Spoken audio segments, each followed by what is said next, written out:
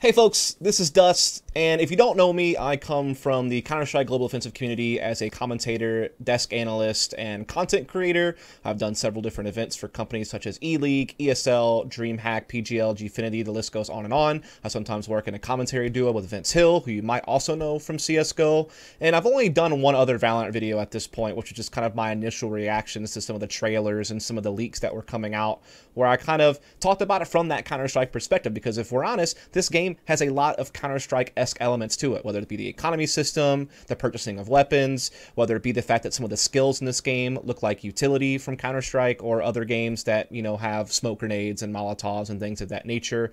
Some of the gunplay, some of the movement, some of the map design even has some Counter-Strike feel to it, and it really tries to blend, I think, a lot of elements from a bunch of different FPS shooters in the genre to kind of attract people from different audiences. I mean, there's definitely some Rainbow Six things that you can kind of see in here. Obviously, the whole idea that it's a class-based shooter lends itself to be compared to other things in that genre, like an Overwatch or something along those lines. Though this game is way more FPS heavy than dependent upon alts and skills, though there certainly are some very powerful skills and alts in this game that can definitely dictate the pace of a round or have major impact in how a round is decided. In this video, I want to focus specifically on weapon balance that I'm seeing so far in closed beta. Obviously, we're very early on in the game. There's not been much playtime in the game for really anyone, and there's not been that many people on the game, and I'm sure there's a lot of data being collected by Riot to kind of decide how they want to balance weapons and whatnot. But I just wanted to give my take on where I think the weapons sit right now, because if I'm honest with you, I think the weapons are in a pretty good place. I think the pricing makes sense for pretty much everything, and I'm just going to do a little bit of comparison, I guess, to Counter-Strike a bit in this video. That's just kind of my natural thing. Just know that is my bias. I think, obviously, everyone has a bit of bias when they do anything in life, but as long as you know where it comes from, you can kind of use it to kind of think about it yourself and kind of understand where I'm coming from. So anyway, when you look at the sidearms, I mean, the classic basically reminds me of a P2000 or a Glock from Counter-Strike. The reason for that is because it has the burst fire on the right click, just like a Glock can be switched to burst fire mode in Counter-Strike. And it's just your basic pistol. Not much I can really say about it. It's interesting that they have a sawed-off shotgun as a sidearm rather than some type of actual weapon. And I mean, the thing is actually pretty powerful. I feel like the main use for this weapon would be if you're maybe ecoing and you want to just hold some type of close corner and see if someone's just going to kind of walk across, because it does do massive damage, as you can see, if you're really up close. So I think that this is a good kind of just, I'm ecoing, I want to just hold a corner, I want to see if I can get lucky, and someone kind of walks across me, and then I just give them a blast in the head, and I get a one-tap kill. Whether or not you think that's too powerful or not, it's kind of up to you. I mean, as you can see, sometimes I don't quite get the 150, even if I'm right there. You have to be really, really close. So I think that's kind of where this gun is most likely going to be used.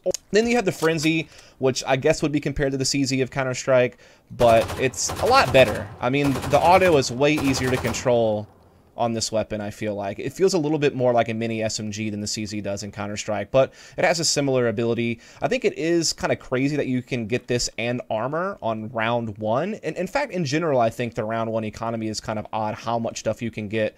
I mean, you can get like a Frenzy, a small armor, and even get a couple of skills in round one.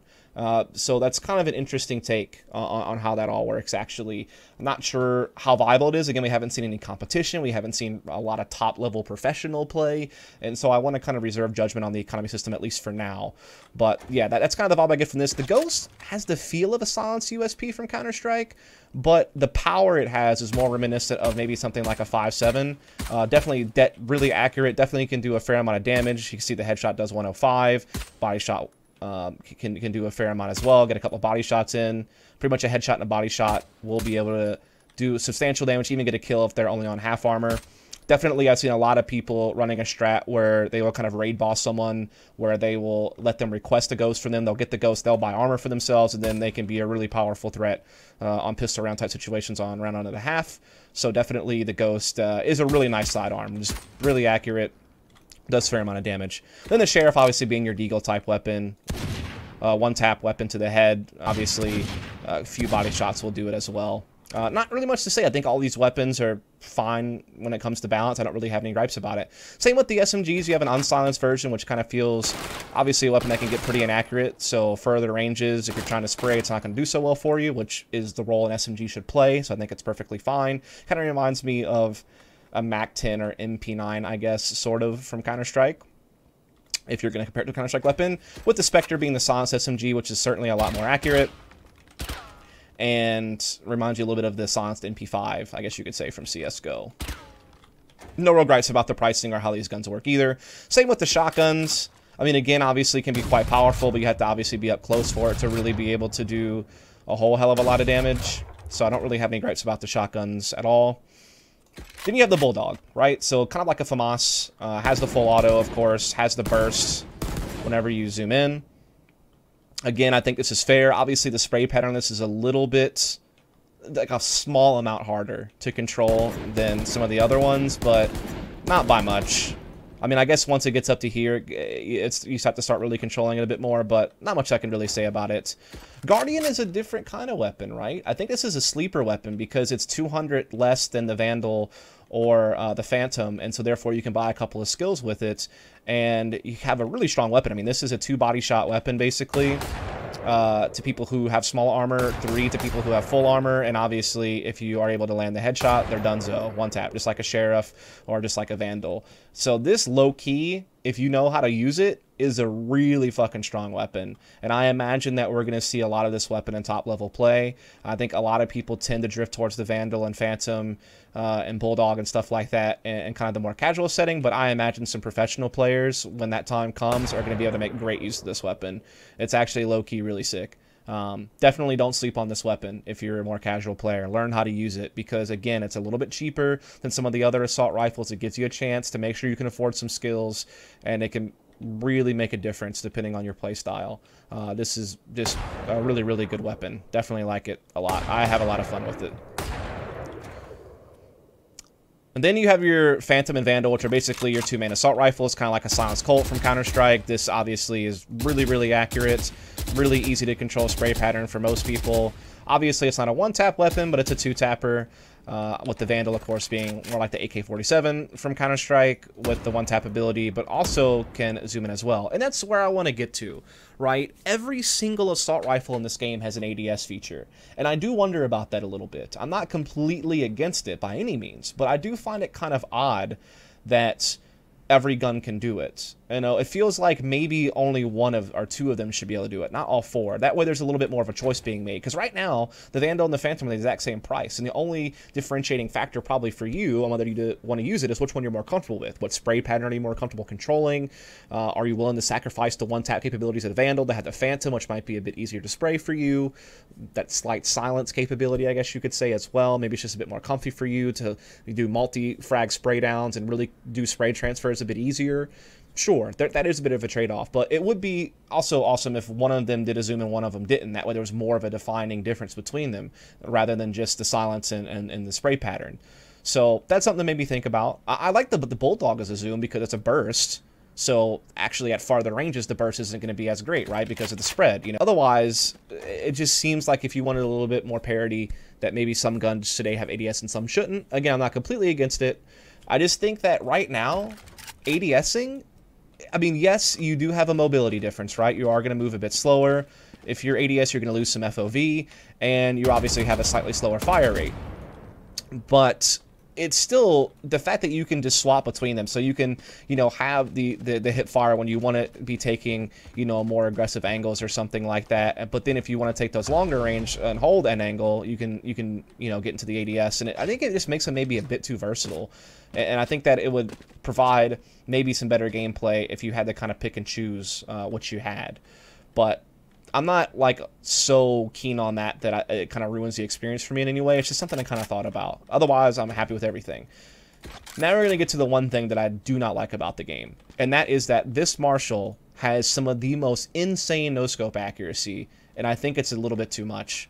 I mean, I can sit here and pop shots pretty much perfectly dead on where I'm aiming each and every time, as long as you take a bit of time between shots. I think that's crazy because what you can wind up doing is just pop off a couple of shots really fast with the Marshall. Because obviously this weapon, you know, is a one-shot headshot, but it's 2 to the body. But I can sit here and like zoom in. Let's say, you know, this is my guy I'm shooting at. I can zoom in, shoot, and then immediately shoot again. And then they're donezo. You can fire off 2 bullets really quick, and with the no-scope accuracy the way that it is, it's actually a pretty deadly combination. I mean, I can just sit here and rattle off, and they're donezo. You know, maybe not every time it hits, but more often than not, this gets pretty accurate. So I do think that maybe the no-scope accuracy of the Marshall might need to be addressed. That's kind of what I'm getting at there. When it comes to the operator, I mean, it's like the AWP of Counter-Strike, right? Though it is a little bit cheaper than its counterpart from Counter-Strike. But the economy system's obviously a little bit different regardless. And yeah, I don't really have any issues with it. It can 2-zoom, whereas the Marshall can't. Obviously, it's the one shot to the body. Unless it's a leg or an arm, it's going to be a kill, which I think is, you know, exactly the role that the gun's supposed to play. Don't really have any issues with it. I think you don't get away with movement as much in this game as you compare it to a CSGO AWP. I feel like I can move a little bit more in CS and still hit accurate op shots, where in this game, you know, if you even just slightly mess up your timing. I mean, you have the little red dot that kind of lets you know whenever it's good, but if you just slightly miss the timing, you can definitely get a little bit inaccurate. And I like that. I think that it's really, really well balanced and everything like that. I think the shield pricing is fine. I don't really mess with the heavies, if I'm honest with you, so I don't really have much of an opinion. I mean, obviously they're going to be pretty inaccurate unless you're tapping or you really know how to control your spray. So I don't really have much I want to say about the heavies. I mean, I feel like they're not going to get much use in top level play, and compared to the ARs, that's just kind of tried and true. But they obviously could be viable. It's just, I think that obviously the ARs are going to, you know, do well. Also, I'll say that some of the skills do seem really cheap. Like, most of the skills are like 100 to 200 credits, so you're almost always able to stack up on all your skills. And I do wonder if maybe that is a bit imbalanced in itself. You know, I don't want to get too deep into the economy system because I don't know it that well yet. I've only played for about 15 hours or so.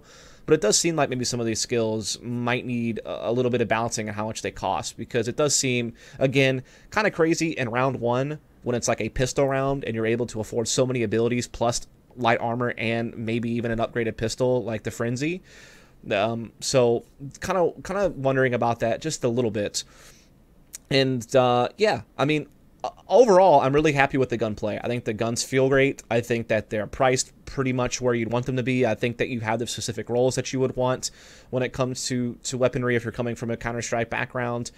And I think my only real gripes are the fact that maybe there's too much ADS. Maybe there needs to be a bit more parity in which guns have ADS and which ones don't. I think that maybe the Marshall needs to be looked at when it's no-scope accuracy. And I think that maybe pricing for skills needs to also be looked at, just generally speaking. But I won't get into any specifics. I'll do a separate video talking about some of the things I think about when it comes to the balancing of the actual agents themselves. So, hope you enjoyed this video. If you did, please subscribe for more content. Catch you next time.